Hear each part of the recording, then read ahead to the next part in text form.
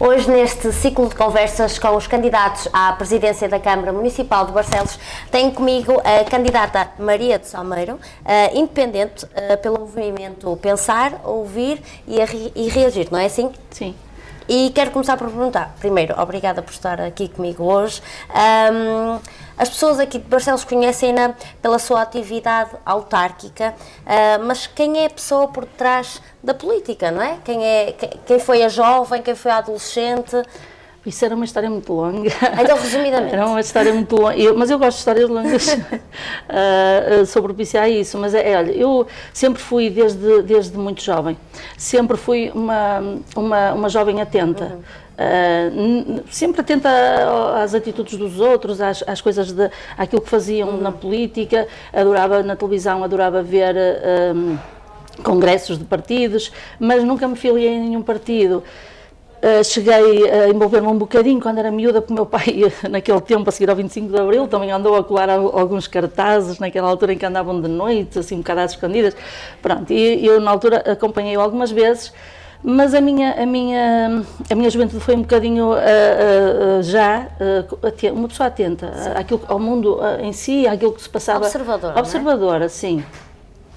Olha, foi uma jovem que também tive os meus problemas na altura, porque eu adorava estudar e naquela altura não era muito normal as meninas virem de uma aldeia. Eu morava numa freguesia aqui de Barcelos, próxima de Barcelos. As escolas que lecionavam a partir que faziam o 5º e o 6º ano, a única escola que havia era no centro de Barcelos, que aquilo faz parte um bocadinho da Cozelo, acho eu, mas era a única que havia. E pronto, a minha mãe não achava muita piada que eu, uma menina, não havia transportes também, não havia assim tantos como há hoje, e então não achava muita piada que eu viesse para Barcelos e naquela altura já não queria que eu fizesse o 6º ano. Na altura, a minha professora da 4ª classe, que eu nunca mais me esqueci dela, ela, da 4ª classe não, da primária, na altura foi o ano exatamente em que passou a ser obrigatório o 6º ano. E então, nessa altura, eu chegava à escola um bocadinho triste, porque, pronto, em casa eu ouvia, a minha mãe não queria, os meus pais, mais a minha mãe, pronto, não queria e tal, a professora percebia isso e disse, mas se não te deixarem ir fazer o 6º ano, agora é obrigatório, eu vou chamar aqui os teus pais, não sei o quê, e pronto, e na altura convenceu os meus pais, e eu vim mesmo, fazia o trajeto de Carvalhal para Barcelos a pé, que agora os meninos não estão habituados a isso, mas na altura eu fazia, e pronto, fiz o 6º ano. Depois já não era obrigatório, não é? E entretanto, para muita tristeza minha, eu pronto, abandonei a escola e fui trabalhar. Na altura fui trabalhar para a Têxtil, que foi a minha atividade durante muitos e muitos anos e ainda continua a ser. É uma atividade que eu gostei e que eu gosto de fazer. E entretanto, pronto, depois eu tinha um tio que era GNR e eu andava um bocadinho triste, abatida, muito introvertida, porque não estava na escola. Eu achava que não ter escolaridade ia ser um calcanhar daqueles na minha vida. Eu não ia conseguir ser alguém na vida porque não tinha formação académica. Mas também não queria contrariar a minha mãe, que pensava sempre primeiro nos outros, não é? E pronto, lá acabei por ceder, a não me impor para que isso acontecesse. E entretanto, o meu tio era GNR e tive que fazer uma formação à noite, no pós-laboral, e começou a minha mãe a deixar-me com ele, e olha, os dois começámos a vir, fiz o 12º ano na Escola Gonçalo Nuno, em Barcelos, também a pé, íamos para casa muitas vezes às 11h30 da noite, muitas vezes íamos a pé, depois o meu pai começou a ter alguma compaixão por nós, mas o meu pai também se punha a pé, os meus pais eram feirantes, a minha avó, e então punham-se a pé às 5h30, 5 horas da manhã, e para ele era um sacrifício muito grande. Vir-nos buscar à escola, mas começou a vir, pronto, e nós lá íamos, no outro dia, às 8 horas da manhã, estava na fábrica para trabalhar, porque pronto, era a minha vida. Mas sentiu aquela necessidade de manter os estudos, a educação? Sim, depois aos 20 e poucos anos, montei uma marca própria, uma marca de roupa de criança, fui eu que criei naquela altura a marca, lancei a marca, investi na empresa, criei um pequenino império que me custou muito e que... Pode-se emocionar, que isto aqui é espaço para emocionar. e que não durou para sempre. Mas conseguiu fazê-lo, não é? Sim. Sonhou com aquilo e conseguiu concretizar. Sim. Eu acho que tudo o que eu sonho, eu não desisto de conseguir. Mas isso é muito bom. Sim. Não é? Vou passar a falar de outro tema. Sim, para ver se acalmamos este tema dói. E ainda não está totalmente resolvido. Mas não faz mal não estar. Porque era como... Sabe quando nós criámos uma coisa, nossa, ninguém nos deu, ninguém nos... Não é? E depois sentimos que fizemos tudo para manter esse sonho, mas infelizmente, e também é por isso que eu quero estar na política, nós vivemos num país que destrói os sonhos das pessoas. Não teve a ajuda necessária? Não. Acho que o nosso Estado é demasiado penalizador para quem sonha alto. Nós não podemos sonhar alto aqui em Portugal. Porque não nos deixam, porque se sonharmos alto vêm e tiram-nos toda a capacidade e tudo que nós sonhamos. E foi isso que eu senti, porque eu esforcei-me muito e trabalhei muito, nunca desisti, trabalhei os últimos anos sem férias, sem ter fins de semana, para conseguir manter a minha marca, porque para mim era como se fosse um filho. E pronto, depois até ao dia em que eu percebi que tinha que deixar para trás, porque às vezes também temos que ter essa noção. Sim. Eu tentei resolver tudo e depois percebi que eu não ia conseguir resolver tudo, ainda tinha vida para viver, não era justo eu aos 40 e poucos anos, ficar presa às circunstâncias que me aconteceram naquela altura, que não foram, embora eu me sinta sempre culpada, que eu sou daquelas pessoas que... Apesar de tudo, eu senti que me esforcei, porque eu não atiro a toalha ao chão no primeiro problema, e eu olho sempre para um problema, quando tenho e mesmo os dos outros, já resolvi muitos problemas de outras pessoas, que eu olho para o problema, não como um problema, mas como um desafio para eu conseguir resolver. Já resolvi muitos, se calhar resolvi muito mais os dos outros do que os dos meus próprios, é verdade também.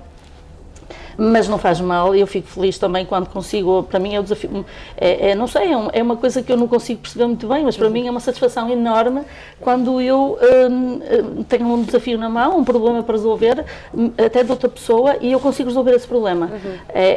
Para mim é qualquer coisa inata em mim, que eu ainda não consegui explicação para isto, mas que haverá certamente, mas também não estou à procura, porque tenho mais que fazer, é o que é, não é? E após essa fase, foi aí que apareceu a Junta de Freguesia de Carvalhal, foi aí que assumiu o seu papel lá durante 9 anos? Sim, 12 anos. 12 anos. Sim, foram os 3 mandatos que a lei me permitia. Eu, na altura, mais uma vez, foi mais um desafio, que naquela altura propuseram-me, os outros foi eu todos, mas nessa altura foi assim um acaso que eu estava com essa ideia, mas eu não pertencia a nenhuma fração partidária, não estava em nenhum partido.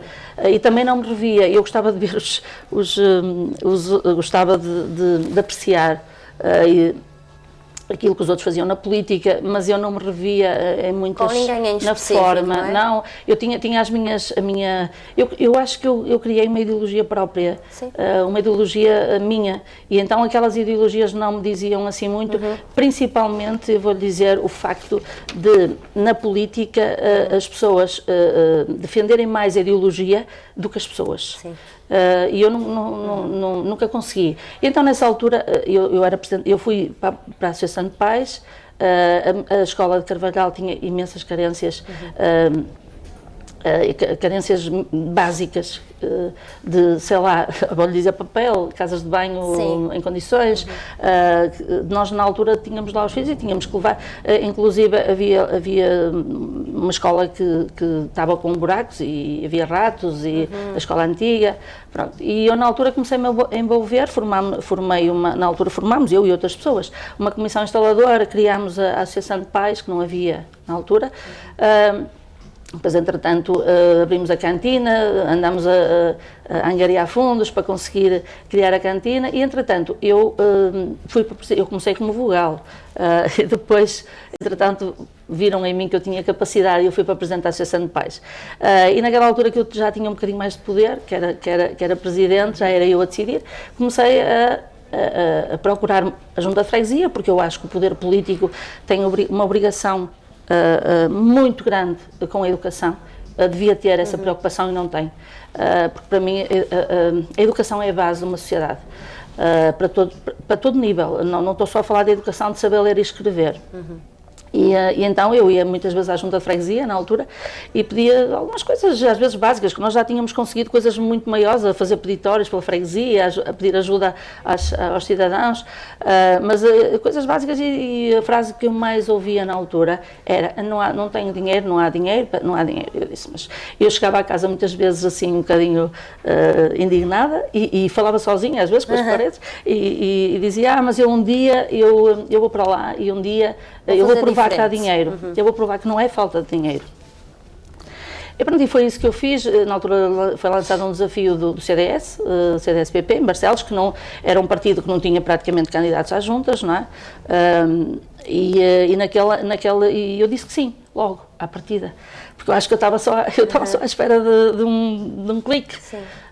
Pronto, e então, depois não, foi muito difícil, porque estamos a falar há 20 anos, 2005, parece que foi ontem, mas foi em 2005, eu na altura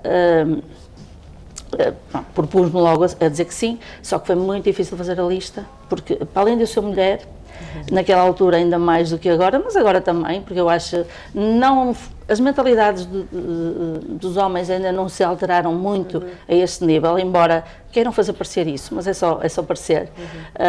Naquela altura, havia poucos homens que queriam ir com uma mulher à frente, não é? Eu nunca mais me esqueço um senhor, nós a fazer campanha, ele ia dizer para os outros senhores que à minha beira, ainda está para nascer uma mulher que vai à minha frente, e felizmente os senhores estavam na lista, eram seguros deles próprios e não tinham... Não desistiram. Não desistiram, não tem problemas nenhum com isso. Eu, à última hora, consegui entregar a lista e pronto, e depois candidatei, mas nunca pensei em ganhar, até porque na minha freguesia havia quem dissesse que eu só ia ter 50 votos, faziam aquelas contas, eu não faço contas nenhumas, então faziam aquelas contas das famílias, 50 votos, e eu...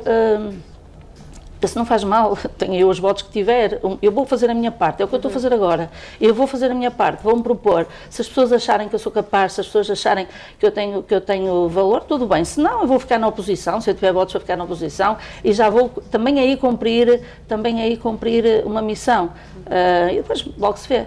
Pronto, e fui assim, sem contar, eu ganhei, por 17 votos na altura, assim, à tangente, porque na altura o partido que vigorava em Carvalhal durante 30, naquela altura fez 30 anos de democracia em Portugal, e durante esses 30 anos foi sempre o PSD, e na altura até me diziam coisas muito engraçadas que eu não me apercebia muito, mas que me diziam que ia ganhar sempre o PSD, nunca em Carvalhal outro partido iria ganhar, porque nem que fosse...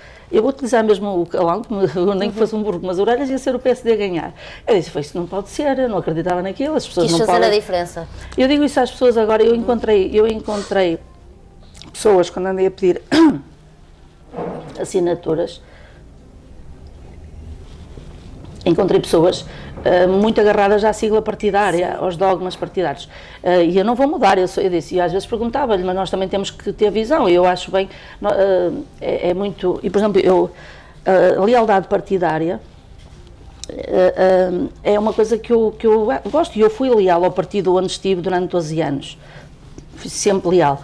Agora, também temos que ver um bocadinho mais ao longe. Se tivermos uma pessoa que vai por um partido, até pode ser o nosso partido da vida, que foi o partido que nós votámos a vida inteira, mas se não for, temos que ver as características das pessoas que vão, e se as pessoas não forem dignas, não forem pessoas de bem, acho que não ia votar numa sigla, mas pronto, naquela altura eu sei que consegui pôr as pessoas de Carvalhal a votar no CDS, depois fiz o primeiro mandato, foi um mandato estonteante, em que muitas vezes as pessoas lá diziam, fizeste mais em 30 anos do que muitos aqui, não, fizeste mais em 4 anos Os 30 anos. Do que os 30 anos.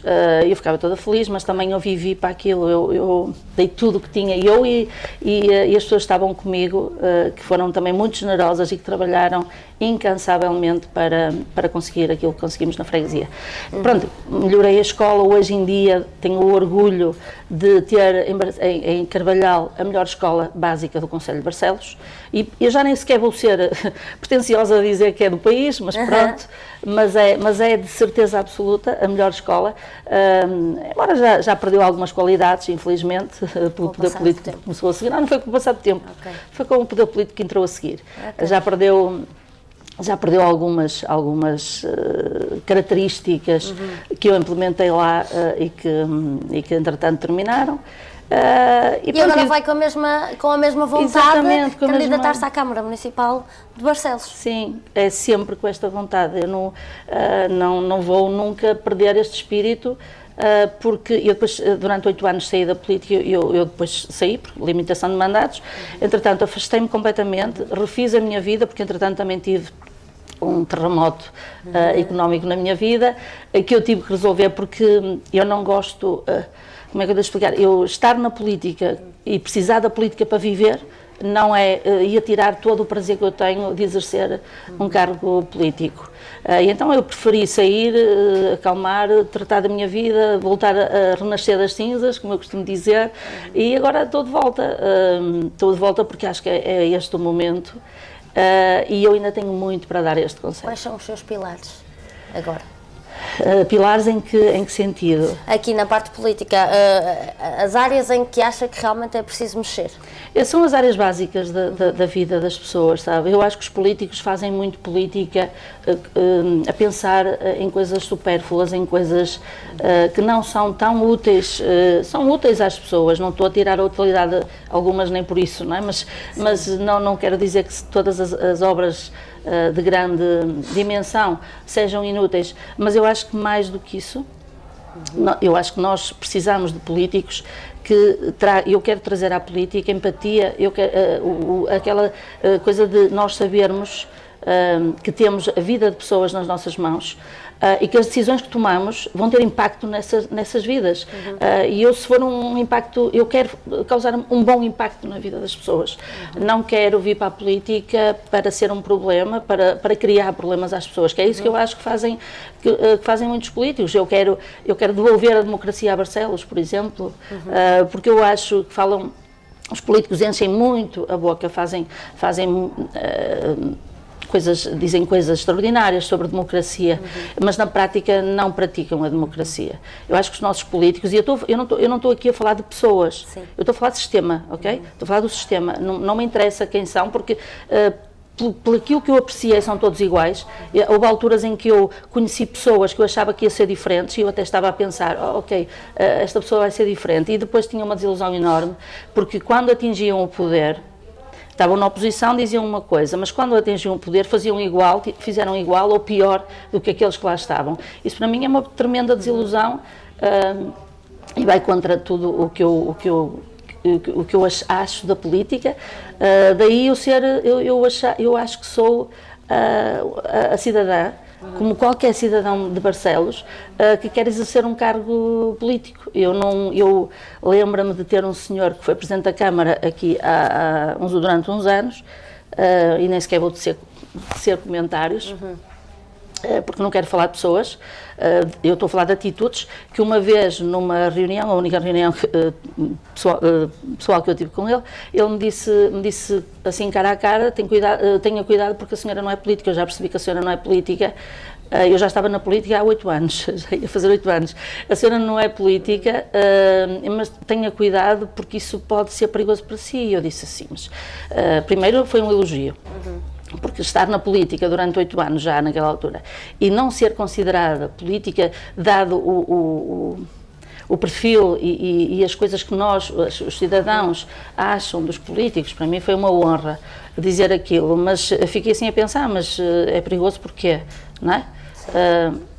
E é contra essas coisas que eu quero lutar. Não tenho medo do perigo. Pronto, e quero enfrentar o perigo. Estou aqui para enfrentar o perigo, e se as pessoas me ajudarem e me derem força, e certamente podem contar comigo. E que mensagem pode deixar às pessoas que ainda estão indecisas no seu voto? Olha, eu digo muitas vezes isso às pessoas na brincadeira. Na brincadeira não, é mesmo a minha. Eu estou nisto, não faço contagem de votos, não quero, nem penso no resultado. Eu penso em viver a experiência, saborear o caminho e deixar um cunho diferente por onde eu passar. E muitas vezes digo às pessoas: olha, se no dia 12 não souberem quem votar, olha, votem em mim. Porque se não tiverem uma alternativa, às vezes a minha tristeza é que eu acho que as pessoas querem tanto alternativas, mas quando aparece uma alternativa credível, têm medo da mudança. Têm medo.